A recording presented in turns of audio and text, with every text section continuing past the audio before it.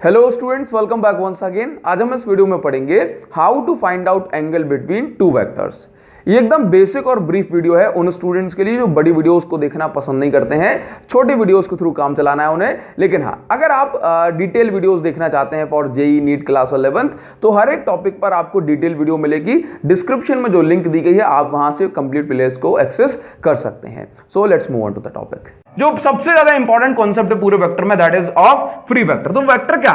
Vector can be shifted parallelly without changing direction. That means अगर आपके पास दो vector हैं तो हम उसको पैरेलल शिफ्टिंग उसकी कर सकते हैं। पैरेलल शिफ्टिंग का मतलब है कि अगर हम उसकी पोजीशन को बदलना चाहें तो पोजीशन को बदल सकते हैं, लेकिन डायरेक्शन नहीं बदलनी चाहिए। जैसे कि आपके पास अगर ए वेक्टर है और यहां पर जो है ना, यहां पर ये बी वेक्टर है, मैं चाहता हूं कि इन दोनों को ऐड करूं, तो ऐड करने के लिए मुझे इन दोनों वेक्टर को टेल से टेल जोड़ना पड़ेगा। ठीक है, रूल्स होते हैं इसके, हम इसी वीडियो में सीखने वाले हैं। तो अगर मुझे दो वेक्टर को ऐड करना है तो मुझे उसको टेल टू टेल जोड़ना पड़ेगा। कैसे जोड़ूंगा? तो भाई देखो, मैं इस बी वेक्टर को कहीं भी ले सकता हूं, लेकिन मैं उसकी डायरेक्शन नहीं बदल सकता।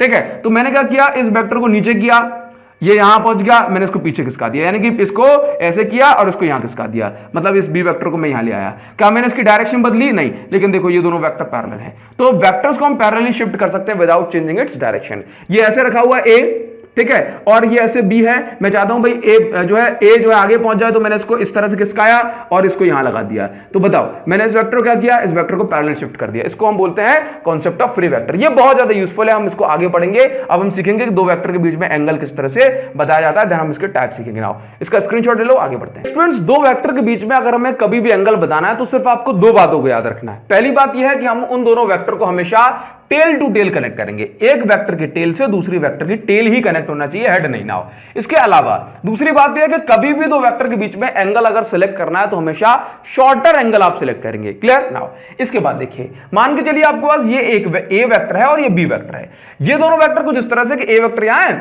और बी वेक्टर कुछ इस तरह से अलग रखा हुआ है, बट 30 डिग्री बना रहा है हॉरिजॉन्टल के साथ। आपसे कहा ए और बी के बीच में एंगल थीटा कितना होगा, तो आप क्या करेंगे, सबसे पहले इनको टेल टू टेल कनेक्ट करेंगे। कैसे कनेक्ट करोगे? आप इसको नीचे शिफ्ट करोगे, लेकिन इसकी डायरेक्शन नहीं बदलनी चाहिए। तो आपने इस बी को नीचे शिफ्ट कर दिया, पैरेलल शिफ्टिंग अपन इसको कहते हैं। और ये जो एंगल हो जाएगा, ये एंगल देखो, ये बी को शिफ्ट किया तो बी तो हॉरिजॉन्टल के साथ कितना एंगल बना रहा है, बी हॉरिजॉन्टल के साथ थीटा इक्वल 30 डिग्री बना रहा है। तो आपका जो एंगल हो जाएगा यहां पर ए और बी के बीच में, वो हो जाएगा 30 डिग्री। आगे बढ़ेंगे, अब यहां पर देखो, ये आपका ए वेक्टर और ये बी वेक्टर है, इनके बीच में एंगल 70 डिग्री शो किया है। लेकिन होगा क्या, इन दोनों कनेक्शन देखो, ये ए की टेल है और ये बी का हेड है, नहीं जोड़ सकते। कैसे करना पड़ेगा? टेल टू टेल कर लो। तो टेल टू टेल करने के लिए हमें क्या करना पड़ेगा, बी को आगे खिसका दो।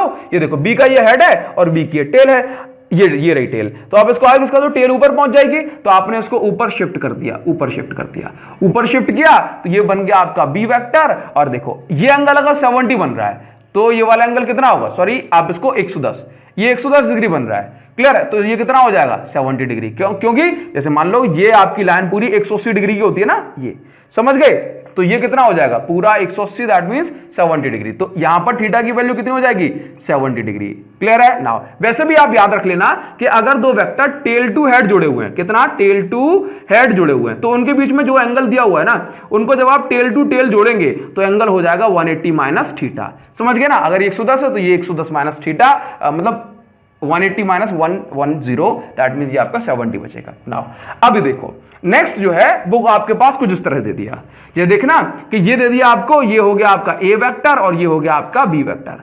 अब इनके बीच में 60 डिग्री बता दिया, बोले ये तो टेल टू टेल कनेक्ट है, तो इसके बीच में एंगल कितना बोला, 60 डिग्री। नहीं, देखो ये टेल टू टेल में ऐसे देखोगे कितना बनेगा, ये 180, ये 60, तो 240। तो क्या ये 240 डिग्री ठीक है? नहीं, बिल्कुल नहीं, ये गलत है। क्यों? क्योंकि ये आपका शॉर्टर एंगल नहीं है। तो शॉर्टर एंगल कैसे होगा, ये देखो, ये समझ गए ना? नाउ तो देखो, अगर ये आपका 60 है तो ये कितना हो जाएगा, ये हो जाएगा 120 डिग्री।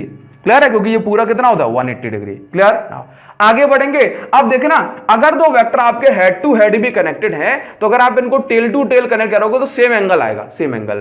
क्लियर हो? देखो, ये 50 डिग्री, ये 50 डिग्री, मतलब सॉरी, ये ए और बी, इनके बीच में एंगल बना है 50 डिग्री। तो क्या करोगे आप इन दोनों को जो है ना, क्या कर दो, आप इसको एक्सटेंड कर दो। ठीक है ना? आपने इसको आगे बढ़ाया, बी को आपने आगे बढ़ा दिया, तो आगे बढ़ के ये पहुंच गया आपका कुछ इस तरह से, ये बी। इसी तरह से ए को आगे बढ़ा दो, तो ए की टेल और बी की टेल मिल जाएगी। तो देखना, ये 50 डिग्री, ये 50, ये अल्टरनेट एंगल ये वाला भी आपका 50 डिग्री ही होगा। समझ गए? तो जितना हेड टू हेड बना है उतना ही टेल टू टेल बन जाएगा। क्लियर है? तो बस समझ गए। वैसे भी आप ऐसे बता सकते हो, अगर ये 50 होता तो ये 130 हो जाता।